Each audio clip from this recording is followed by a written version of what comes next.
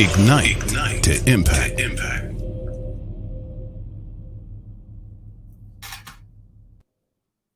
Hey there. Do you find yourself uncomfortable in tough situations at your job or face really heavy problems running your business? Well, I want to talk today about 5 leadership practices that can help you lead in your own life. Hi, I'm Dr. Geneva, and welcome to Ignite to Impact, where we have conversations about inspired leadership, how we can do anything we want to do, create our own life at any age.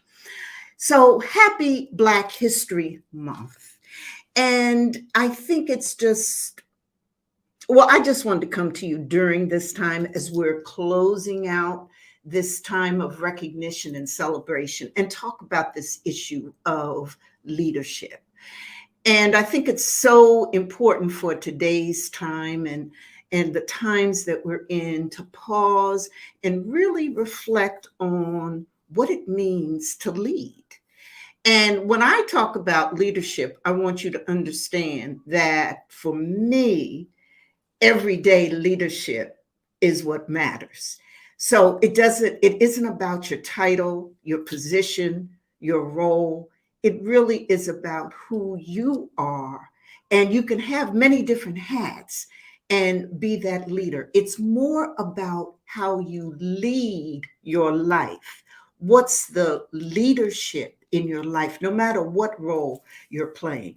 I want to especially, though, have the conversation today to shout out to those of you who are entrepreneurs, executives, you're running businesses, you're in the workplace, you're there and you're facing new situations, perhaps uncomfortable problems or issues, or you're perhaps uncertain about how to face them or dealing with those tough times. So this conversation really is for you. And it's appropriate that it's in Black History Month because it's the time we recognize the contributions of individuals who are what I call empowered leaders. So I'm going to say a little bit about what I mean when I talk about empowered leadership in just a moment. But I wanted to tell you, hey, Robin, how are you? And welcome. Thanks for joining. So a few weeks ago, I was talking to a group of entrepreneurs, and they were sharing with me how running a business, starting a business, thinking about it, even those who were on a 9-to-5 job, but also wanted to start a business or were doing a business on the side. So they were balancing both. And whatever situation these entrepreneurs were in, they were wondering about how you deal with tough issues. How do you exert leadership? How do you be a leader, particularly in tough times?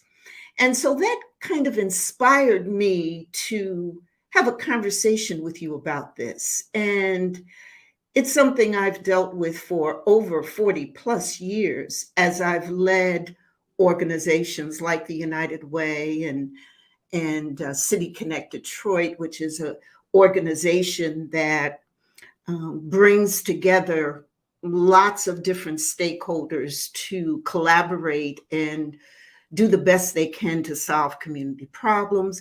As I'm an entrepreneur myself, running my own business, getting ready to celebrate my 5-year anniversary next week. And that's a milestone in the life of businesses. If you can make it through to that 5th year, let me tell you, it's been a struggle getting through it. And I've faced many, many issues, and I've been called on in running my business or running a nonprofit, a multi-million-dollar organization, whatever it is. I've been often called on to be a leader, to exercise leadership skills, to get my leadership on. So this conversation with these entrepreneurs, and we're here in Black History Month, kind of put it together for me to say, well, let's think about some best leadership practices, and also at the same time recognize these Black leaders who we celebrate for their contributions during Black History Month. So that's what I want to talk about. And Robin, thanks for the congratulations. And again, I'm so glad that you're here. And listen, Robin, if you have the ideas that you have, please drop them in the comments. I want to hear from you all, whether live or on the replay. I'd love to hear from you what you feel are some great leadership practices, some ways that you bring yourself to the workplace, to running your job in your best self, the way that you lead your life. We want to hear about them. So let me first say a little bit about what do I mean when I say empowered leadership. As I think about and look at the many folk that we honor during Black History Month, and reflect on and read about what they've done or do, because we celebrate not only the history of African Americans who have contributed, but today's heroes as well. But there's some common themes that they have, and I call it empowered leadership. Now, empowered leadership is taking bold action, stepping out there. And you take this bold action to solve problems, increase fairness and opportunity, and ensure justice. So it isn't just about getting the job done and leading others to get the job done, but it's also about making sure that there is opportunity for all, that there's a sense of fairness and justice in the work that you do, whether it's running a business or being in the workplace as a manager or an executive.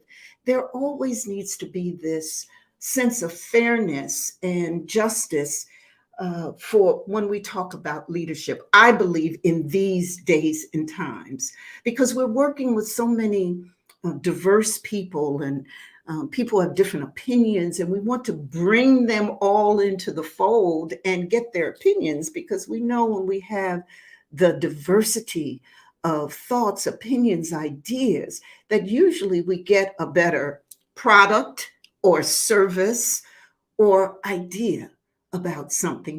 That whole thing about, well, what I coin 1 + 1 = 3.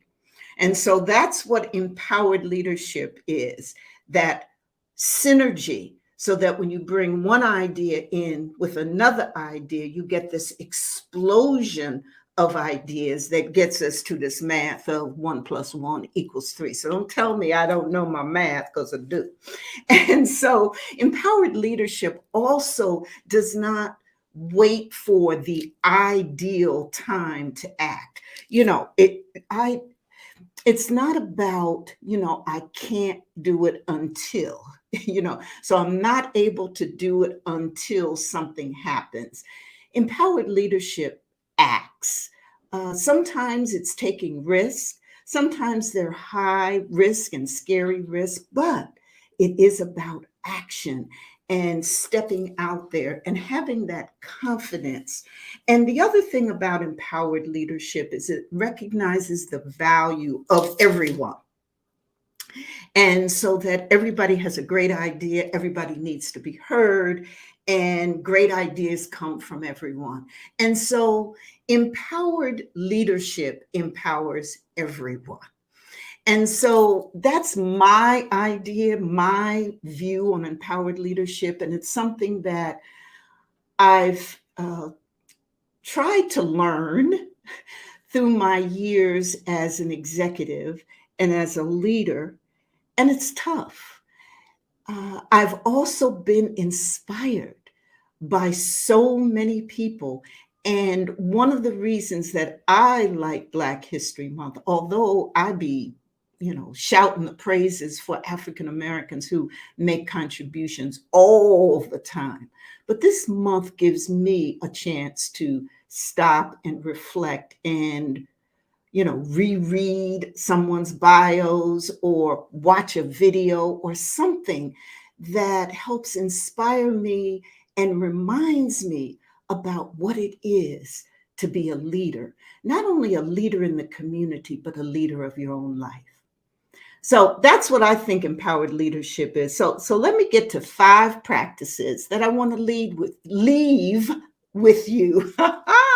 Whether you're at the work, you're doing that great job as a manager or executive in the workplace, whether you're running your own business, whether you're the head of your household, you are a leader in that. And so think about this, as well as let's be inspired by some of the folk we're celebrating this month. So the first practice I want to share with you is lead by example.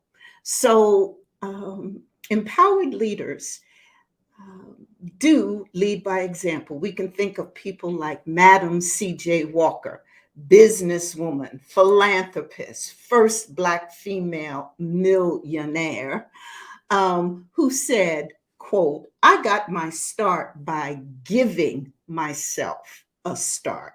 Yes. And she, what she did, she believed in herself and she said, I can do this by uh, giving myself permission to do this. And she also recognized that she was an example of what to do. So she recognized it, and we recognize and can get inspired by her example. I remember when Charles Barkley said many years ago, he was responding to a question by a news anchor, and he said, I'm not a role model. And he didn't want to own that. And then another basketball player came back, I think it was Karl Malone, who said, yes, you are. You are. You, by your position, by what you do, you have no choice. You are a role model. And so this whole idea about what it is that we do and how we're perceived as role models is very important for us to think about as leaders. So we want to lead by example. We want our words to mean something. We want our actions to be fair and just, because we are being watched, particularly by young people, and we want to set that example. And when we think about Black History Month and the African Americans who made contributions, we're inspired by them because of their example. So give yourself a chance to be an example. Think about how you role model good stuff, how you role model how you should look and act, because that's a practice of empowered leadership. The next practice I'd like to just drop on you, is about how leaders lead change. They fight the status quo. Hey, Leah, how you doing? Yes, Leah says leading by example means you just do it. Someone is always watching and may be inspired. Yes, and that's the other reason why leading by example is so important, because you never know who's looking and who you may be inspiring. So this leading for change, this whole notion of, fighting or coming up against the status quo. I think about people like Shirley Chisholm and Frederick Douglass. And, let's remember Frederick Douglass' words: power concedes nothing without a demand. It never did, and it never will. But do you remember the words of Shirley Chisholm, a congresswoman and a presidential candidate, the first female Black candidate? And she said, you don't make progress by standing on the sidelines, whimpering and complaining. You make progress by implementing ideas, by getting, and so what Shirley Chisholm was saying, who again is one of my heroes, what she was saying was, you just can't sit back and look at somebody else to do something. You yourself need to step out there and shake it up and implement your thoughts and your ideas and your beliefs, and find your voice and align your actions so that they're, one and the same. And you, in fact, can, you can do that. Another practice, leadership practice, that I think is so important to talk about in the month of Black History and for empowered leadership is this whole idea about leading for legacy, this practice of thinking about who's coming behind and how important that is to move forward. It's connected with this lead by example. And Robin says, amen, that is important. And when I think about this whole notion of leading for legacy, I think about Ruby Bridges. Do you all remember Ruby Bridges? At the age of 6 years old, she became the first African-American student to integrate an elementary school in the South. Do you remember that picture of her with the pigtails and carrying the books? And I think she had on a plaid dress that's something striped, or, it may have been a uniform, but that sticks in my mind. But this little girl walking with all of these policemen and troopers around her, walking. And in her head, she might not have been thinking it then, but she has, as she's continued her role of advocacy, she's talked about many times that it really was about and is about the path that she was leaving for others. And she said, I found this quote that she said, quote, kids know nothing about racism. They learn it from adults. So that again is all about legacy, because stay with me for a moment, because if you're an adult, okay, that leaves a trail of justice and fairness and opportunity for others, again, whether you're running your own business or you're in the workplace, you in fact are leaving a legacy for others. And so, as a young girl, what her actions did, which shows that you can leave a legacy at any age. You can practice empowered leadership at any time. And so she left that for us. And so I see Robin saying, yes, she wants to leave a legacy of excellence and service to God, my family, my community. Oh my goodness. Yes, thank you. That inspires me, Robin, to hear your words. And I think it's important to articulate that and for us to say that and to not run away from it and to not think that, whatever we do, wherever we are, whatever role we're playing, that we don't have an opportunity to leave a legacy. We do. Each and every one of us has that opportunity. We can empower others through our own finding power within and thinking about what we do and how it leaves a path for others. And Kiera says, it's important to keep in mind to lead for legacy. Nothing that we do is just for you. Kiera, I want to put that, can I put that on a, license plate, on a bumper sticker? That's a good one. Nothing that we do is just for you. That's right. No matter who you are, your actions touch someone else. They have a ripple effect. And that is really the definition of leadership. Leadership is the influence on something or someone. Okay? It's an influence. it causes things to happen. And so when you think about it, each one of us is a leader in some way, shape, or form, even if it's just about leading our own life. Okay, so you see why I wanted to talk about this. And if you have ideas, I know you do, come on, drop them down. Let me hear what you think about leadership and how it's important to lead for legacy. I wrote a book about my dad. I got it right here. And I don't think that I got it right here just because I just want to do some promotion. I got it right here because it's right next to me all the time, particularly during Black History Month. But I have it close to me. And I wrote it because this man, this man led for legacy. We started out writing this book together. He passed before it was published. But he said that he wanted to write a book not just because of all of the barriers he broke down, how he changed housing in New Jersey, how he went to the Supreme Court to fight for change to, eliminate housing discrimination, and he fought in employment and integrated the schools and had a life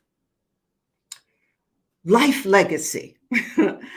um, and it wasn't just about that. What he told me was he wanted young people to be able to see and understand what they could do, how they could create change, how they could bring about opportunity and fairness and justice for themselves and for those that they loved and people in the community.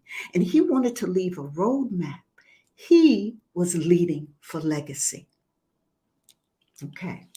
So the fourth practice that I want to share with you that I think it is so important. Hey, Dolores, there's my soror who says we must also lift as we climb. Leaving a legacy requires a genuine investment in another person. Leave no one behind.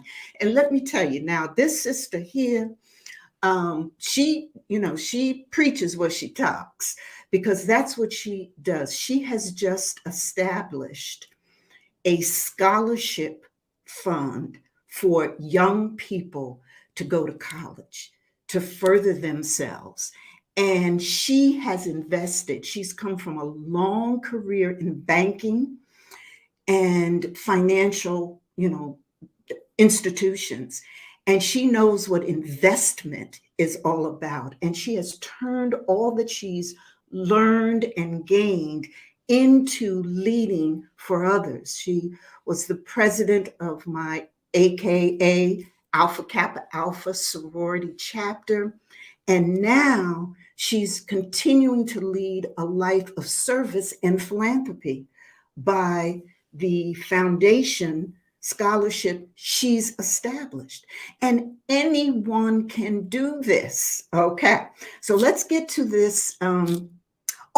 So Robin says, excellent. Can you place the link in the chat? I hope so. So Dolores, somebody wants to contribute.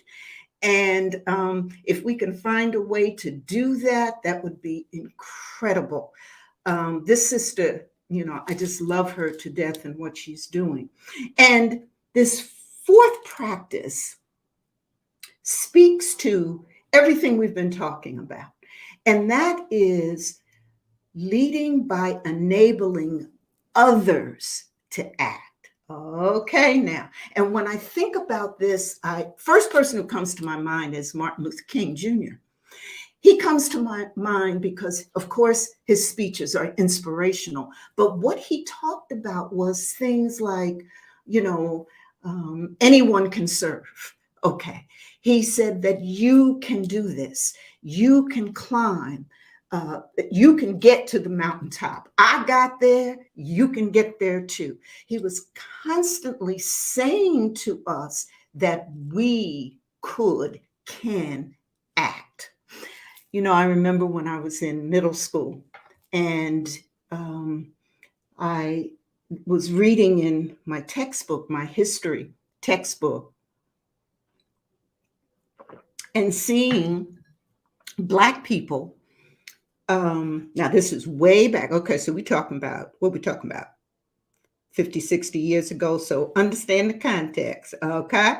So in the textbooks, I was seeing that Black people were being portrayed and depicted in ways that were very offensive to me as a young girl because I had not been taught that. Okay. My mom and dad had not, you know, taught me the things as I was seeing Black people being depicted in derogatory ways. So I went home and I complaining to my mom and my dad, and I'm just going on and on about it.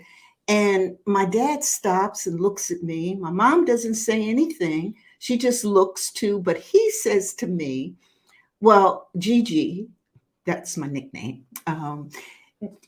If you feel that way, you have to go back to school and speak up. Now, you need to understand, I'm in middle school, okay? And, I freak out because I'm thinking about what the teacher's going to say to me, but also more than that, what the kids are going to say, okay? And I said, I can't do that. And my mom, who didn't say a word, she was just nodding. And my dad says, your mom and I agree. Mom didn't say nothing, but it was just because they were simpatico in terms of what they were thinking. He said, your mom and I agree that the best thing for you to do is go back to class and speak up and say your piece because that's what you're supposed to do.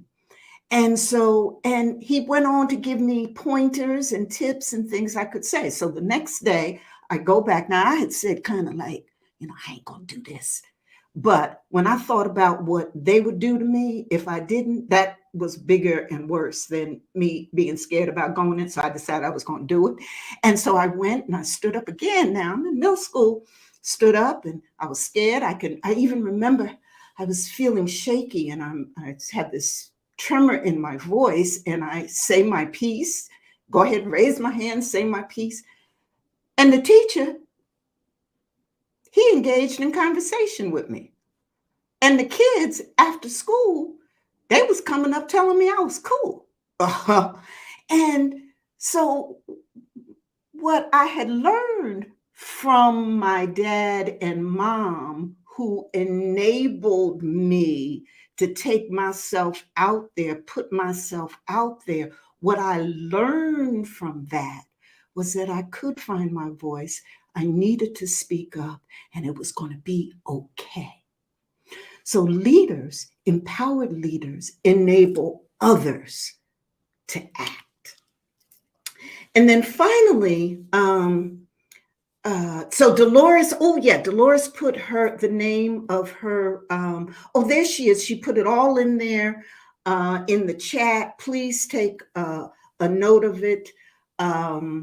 It's the Dolores A. Sturtevant Endowed Scholarship Fund. Thank you. And this will carry along with the live. Thank you so much, Dolores, for allowing us to have the chance to participate in how you lead by example, how you're leading your legacy, and how you're enabling others to act, not only in how we can participate, but those scholarships are going to help young people. You're enabling them to act. We love you for that. Okay, so my last one. So Leah says, wow. Hey, yes. So let me leave with you the fifth and final practice of empowered leadership, of what we need to do to lead our own lives.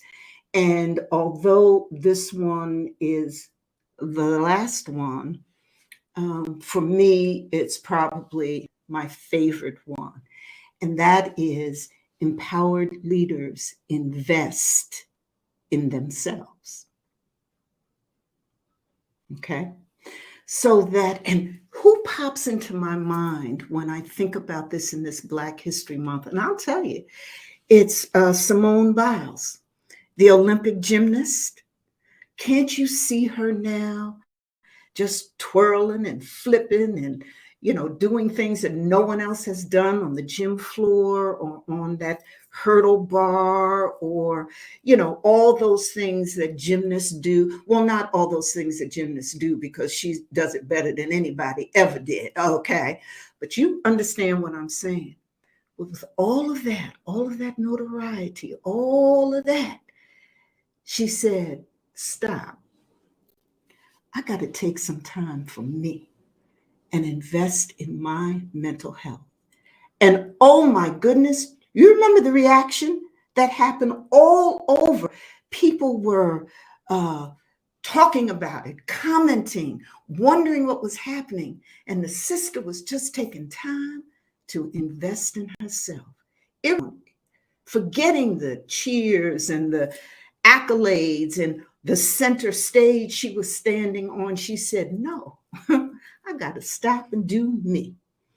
And oftentimes when we're in the hustle and bustle of running a business, or, managing employees at the workplace, or living a wonderful retired life, finding hobbies, whatever it is, being a mom, whatever it is, oftentimes we don't stop to take the time to invest in ourselves, recognizing that a leader needs to take a breath and a pause and do that good self-care and reflection and meditation and all those things that mean that we're spending time with ourselves, getting to know ourselves, becoming self-aware.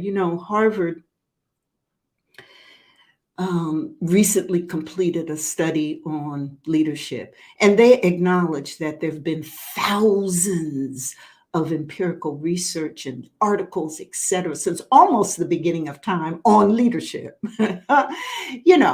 And as they did this review of what has changed in being a leader, they admitted that throughout time, there's still some basic principles.